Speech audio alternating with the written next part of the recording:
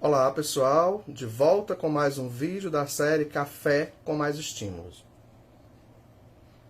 Hoje iremos começar uma nova série de vídeos que trata aí de algumas condições sindrômicas, podendo estar associado a essas condições sindrômicas a quadros também de deficiência intelectual e alguns associados ao transtorno do espectro do autismo. Hoje conversaremos sobre doença celíaca, conhecida por sua principal característica, que é a intolerância permanente ao glúten. Muito comum a gente discutir esse tema quando falamos de autismo. Intolerância ao glúten.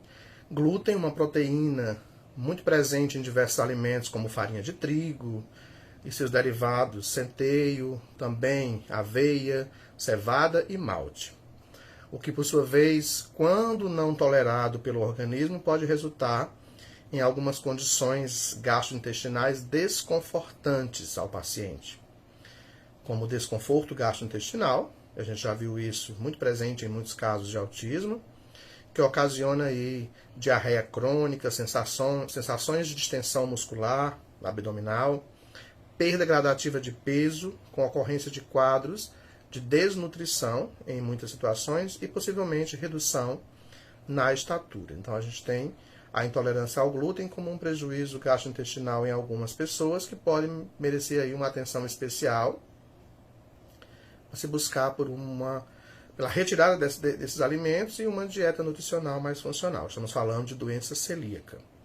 O paciente pode ainda apresentar sintomas neurológicos em função da intolerância ao glúten, que podem prejudicar diretamente em seu desenvolvimento neuropsicomotor, ou seja, de ordem global, destacando-se entre esses quadros a presença aí de ataxia, que é a perda de controle muscular durante movimentos voluntários, como andar ou pegar objetos, epilepsia, em alguns casos, crises convulsivas recorrentes, independente de como elas se apresentam, alterações musculares e neuropatia periférica também podem estar associadas à intolerância ao alimentos que tenha glúten associado, né?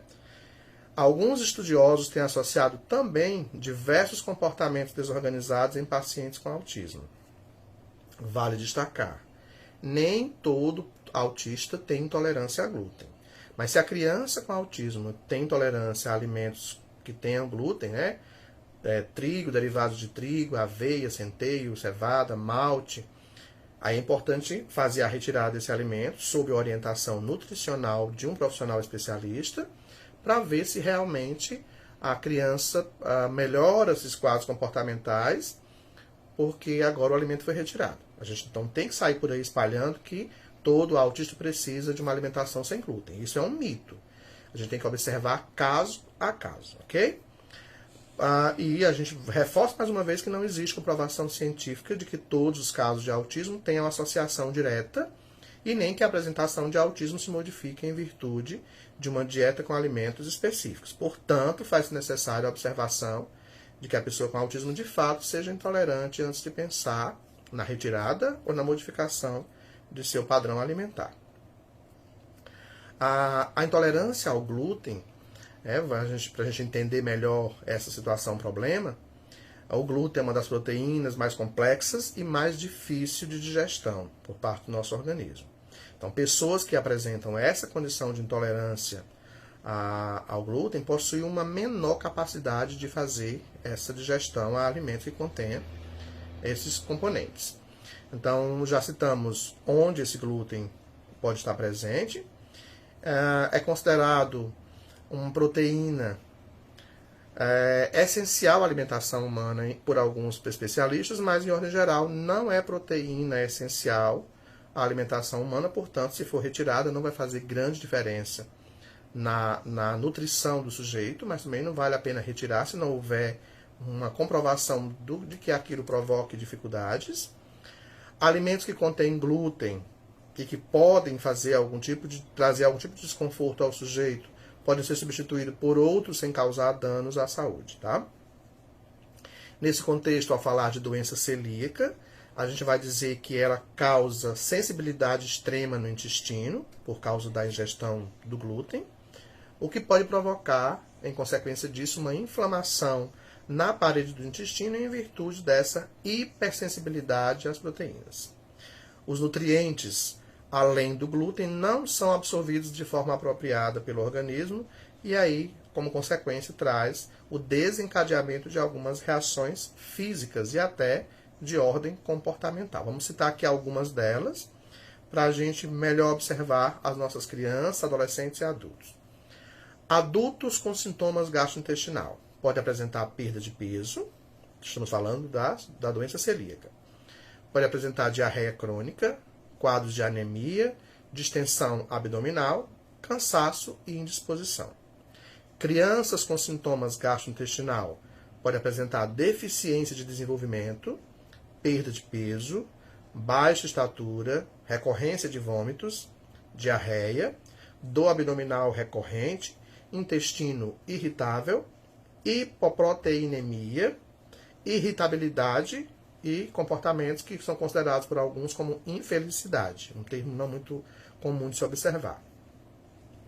Adultos e crianças com sintomas não gastrointestinais, anemia, dermatite hipertiforme, neuropatia periférica, deficiência de ácido fólico, redução da densidade óssea, infertilidade não bem explicada ainda. Mas são sintomas que a gente pode observar nos que apresentam sintomas gastrointestinais e outros sintomas que não são considerados gastrointestinais, tá? 7 sintomas de que você pode ter intolerância ao glúten.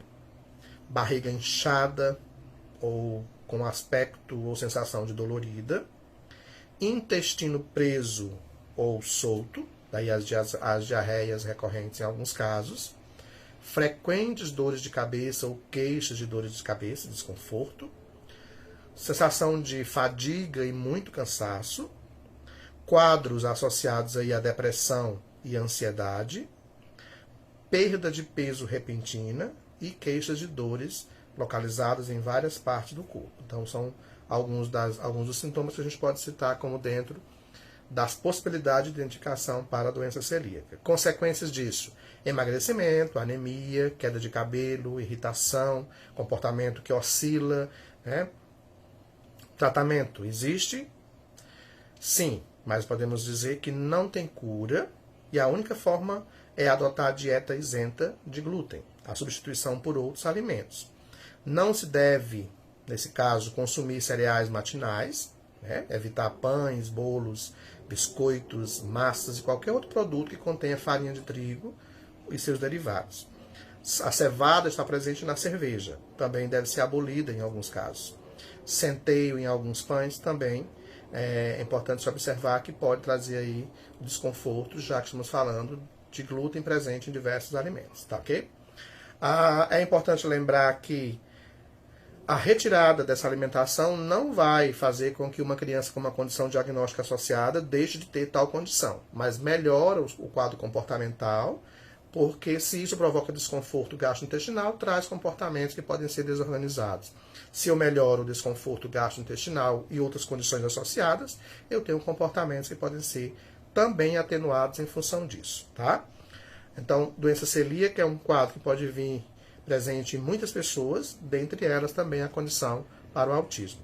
Mas não é a retirada do alimento que vai fazer com que você deixe de ser autista ou seja autista em função disso. Não. A gente já falou sobre isso. É mais uma condição comórbida a tantas outras condições diagnósticas que a gente já citou e que vai ainda conversar em outros vídeos. Tá? Então esse é mais um vídeo da série Café com Mais Estímulos. Eu sou o professor Wilson. Um abraço a todos e até o nosso próximo vídeo.